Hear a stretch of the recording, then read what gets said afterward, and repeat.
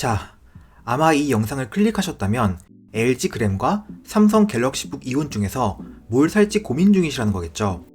제 결론부터 먼저 말씀드리겠습니다. 15인치 모델 살 거면 MX250 외장 그래픽을 탑재한 이온 쪽을 사세요. 그리고 만약 17인치를 보고 계시다면 그램의 작년 모델을 구매하시는 게 나을 겁니다.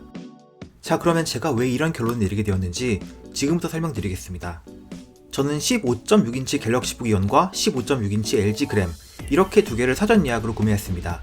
둘 다 i5 모델이었고요. 이 중에서 갤럭시북 이온은 이미 제가 리뷰 영상을 만들었고 LG 그램은 성능 리뷰 영상을 업로드했습니다. 그런데 그램은 15.6인치보다 17인치가 훨씬 인기가 많아 보이더라고요. 이건 어찌 보면 당연한 거라고 생각하는 게 LG가 이번 그램 중에서는 거의 17인치만 광고하다시피 했고 QHD 이상의 해상도와 16대12 화면비는 굉장히 매력적이죠. 그럼에도 제가 그램을 15.6인치로 구매한 이유를 먼저 좀 말씀드리겠습니다. 첫 번째는 크기입니다. LG는 그램 17을 15인치 크기에 17인치를 넣은 물건이라고 홍보하는데 문제는 그 15인치 크기라는 게 현재 판매 중인 노트북들 중에서 제일 베젤 두꺼운 걸 기준으로 얘기하는 겁니다. 예전에 제 채널에서 다뤘던 17인치급 노트북에는 17.3인치 화면에 에어로 17이 있는데 그램이랑 크기를 비교해보면 17인치 그램 쪽이 살짝 작긴 하지만 그렇게 큰 차이는 나지 않습니다. 그러면 같은 LG의 그램 15도 같이 비교해볼게요. 15.6인치 쪽이 비교도 안 되게 컴팩트한 걸 볼 수 있죠. 그러니까 어차피 요새 고급 노트북들은 죄다 베젤이 얇기 때문에 14인치 크기의 15.6인치, 15인치 크기의 17인치 이런 건 사실상 관용구에 불과합니다. 제가 갖고 있는 가방 중에 큰 가방에는 그램 17이 들어가겠지만 에어로 17대를 생각해보면 작은 백팩에는 아슬아슬하게 들어가거나 안 들어갈 것으로 생각됩니다. 노트북의 휴대성이란 건 무게뿐 아니라 크기도 중요하다 생각하기 때문에 저는 그램 같은 울트라북은 15인치 이하를 훨씬 좋아합니다. 그리고 두 번째로 저도 가끔씩 노트북의 화면 크기가 아쉬운 경우가 있는데 그건 영상 편집할 때랑 게임할 때입니다. 근데 그 두 가지는 모두 그램에선 하기 힘든 일들입니다. 그냥 유튜브 보거나 문서 작업할 때는 14인치면 전 사실 충분하고 17인치까지 필요하다고 느낀 적은 없습니다. 정 외부에서 작업 공간이 아쉬울 때는 전 600g짜리 14인치 USB 외장 모니터를 가방에 던져 넣는 편입니다. 그리고 세 번째 이유는 15인치 그램과 17인치 그램의 내부 설계가 사실상 동일하다는 점. 네 번째는 그램 17인치 제품은 믿을만한 리뷰를 따로 올려주실 분이 있다고 믿고 있기 때문입니다. 자, 그럼 하나하나 항목별로 그램과 이온을 비교해서 어느 쪽이 어떤 부분에서 우월한지 확인해 보도록 하겠습니다. 두 노트북 모두 i5 모델이었고 갤럭시북 이온은 MX250 그래픽 탑재된 모델이었습니다. 우선 디자인과 만듦새입니다. 일단 디자인은 작년까지만 해도 삼성 쪽이 영 정신을 못 차리는 모습을 보여줬었지만 올해는 취향 문제일 것 같습니다. LG 그램은 힌지 부분의 구조가 조금 바뀐 것 이외에는 이전과 거의 변화가 없지만 갤럭시북 이온은 사각사각한 디자인과 힌지의 파란색 포인트 등으로 완전히 달라진 디자인을 보여주죠. 그램의 디자인은 깔끔하긴 하지만 이전과 마찬가지로 플라스틱스러운 느낌이 강하게 드는 질감이고 이온은 플라스틱 느낌은 덜하지만 색상 자체가 호불호가 많이 갈리는 색깔이라고 생각됩니다. 그런데 문제는 만듦새입니다. 제가 받은 제품이 특별히 심한 걸 수도 있지만 그램의 하판은 뒤틀려 있고 받았을 때부터 움푹 들어가 있는 부분도 있었고 하판과 프레임 사이 유격은 비대칭적으로 많이 벌어져 있어서 카드를 꽂을 수 있는 수준이었습니다. 일단 리뷰해야 되니까 이러한 문제로 교환 가능한지 문의는 안 해봤는데 시간 나는 대로 LG 서비스 센터 찾아가서 교환 가능 여부를 확인해 보겠습니다. 여튼 이 제품이 제 손에 들어온 것 자체가 문제죠. QC가 개판이란 소리가 될까요? 반면 갤럭시북 이온은 제가 받은 물건에서는 그런 문제 없이 좋은 마감을 가지고 있었습니다. 그런데 한 가지, LG 그램은 미국의 군사 기준인 밀스펙 인증을 받아 내구성이 뛰어나다고 홍보를 하고 있죠. 밀스펙 자체는 인정하지만 여기에 대해서는 좀 하고 싶은 말이 있습니다. 밀스펙은 총 30가지 이상의 항목으로 구성되어 있고 그중 LG 그램은 7가지 항목에서 인증을 받았습니다. 그런데 HP의 경량 비즈니스 노트북 드래곤플라이는 총 19개 항목에서 인증을 받았다고 합니다. 예를 들어 습기 항목은 드래곤플라이에서 인증을 받았지만 그램은 인증을 받지 못했습니다. 애초에 밀스펙이란 건 일반적으로 비즈니스 노트북 계열에서 주로 인증을 받고 보통 컨슈머용 노트북에서는 굳이 인증을 잘 받지 않는 기준이에요.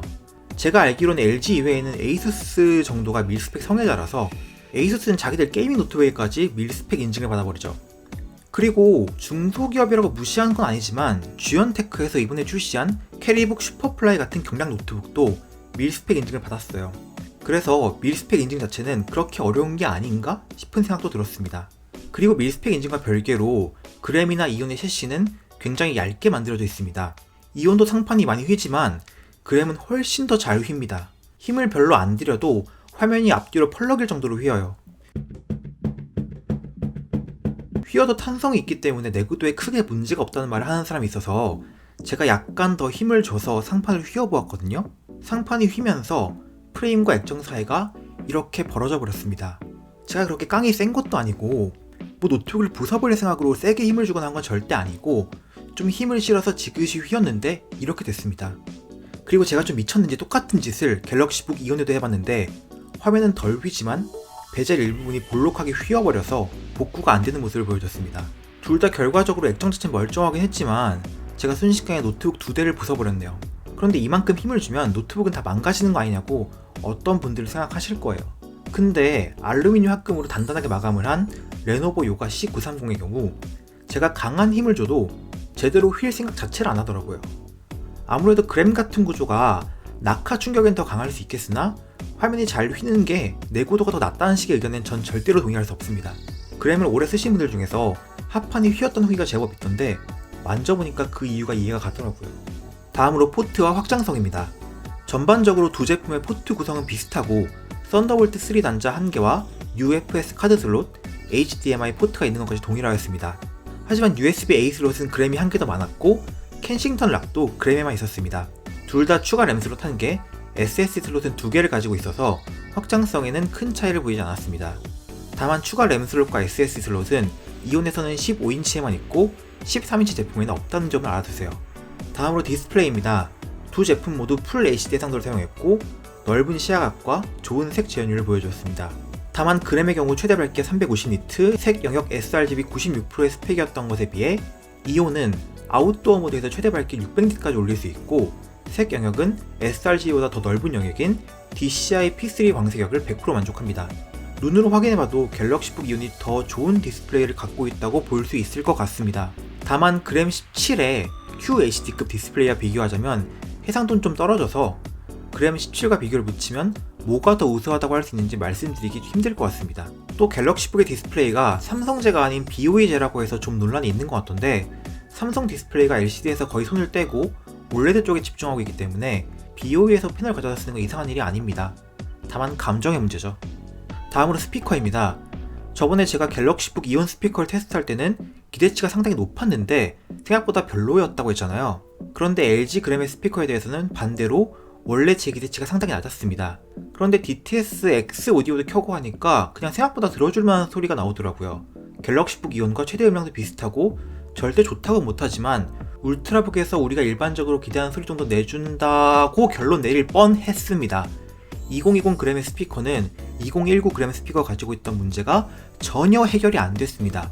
바로 특정 음역대에서 스피커가 지지직대며 떨리는 소리를 내는 현상인데요. 그 현상을 잘 느낄 수 있는 노래 중 하나가 포스트 말론의 선플라워란 노래였습니다.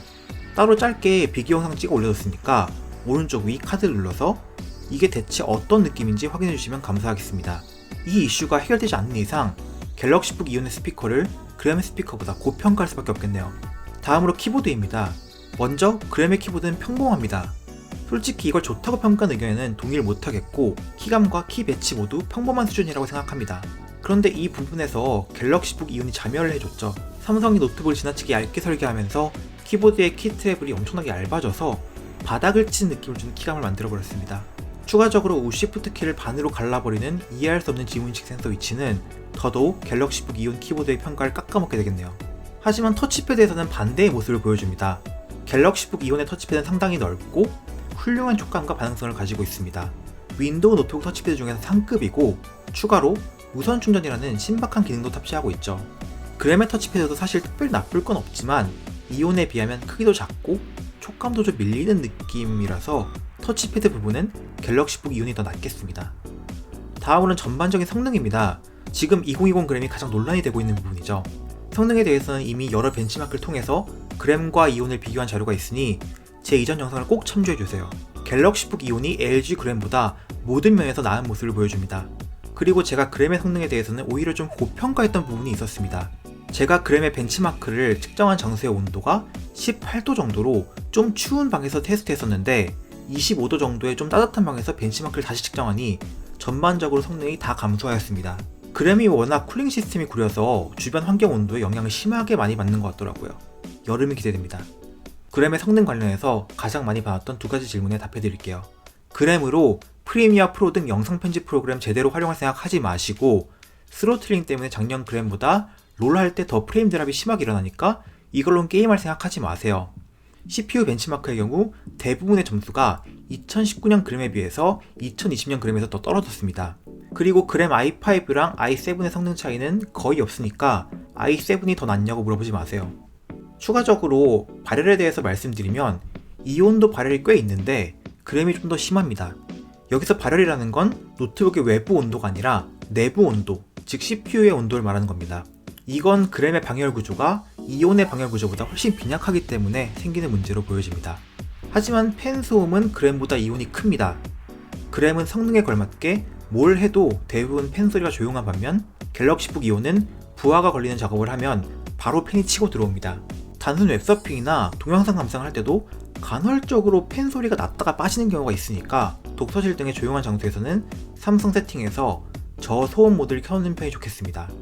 그리고 한 가지 이온에서 이해가 가지 않는 점이 있는데 15인치 외장 그래픽 탑재 모델과 13인치 모델은 쿨링 팬과 히트 파이프가 2개인데 반해 15인치 내장 그래픽은 팬이 1개라고 합니다. 이걸 왜 차별해놨는지 모르겠는데 이온 15인치 모델 살 거면 외장 그래픽 달린 걸로 사는 게 나을 겁니다. 그 다음 배터리입니다. 이것도 이전 영상에서 테스트를 한 부분인데요.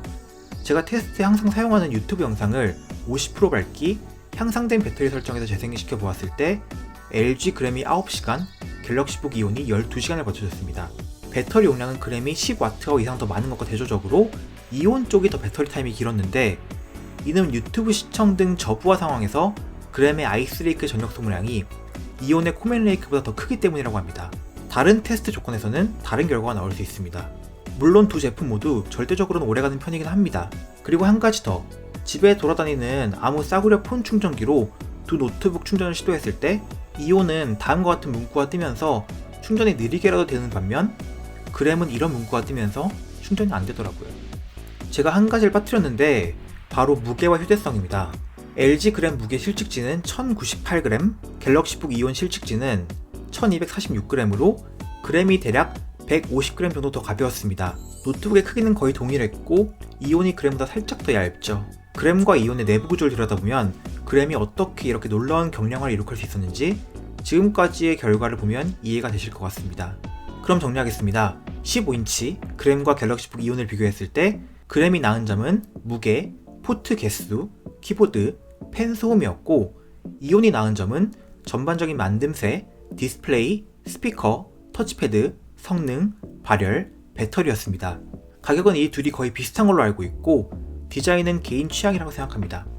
처음에 제가 그램이랑 이온 중에 15인치 모델 살 거면 갤럭시북 이온 외장 그래픽 탑재 모델 사라고 말씀드렸고, 17인치 모델 살 거면 그램의 작년 모델 사라고 말씀드렸죠. 제가 왜 이런 결론을 내렸는지 이 영상이 충분한 설명이 되었다면 좋겠습니다.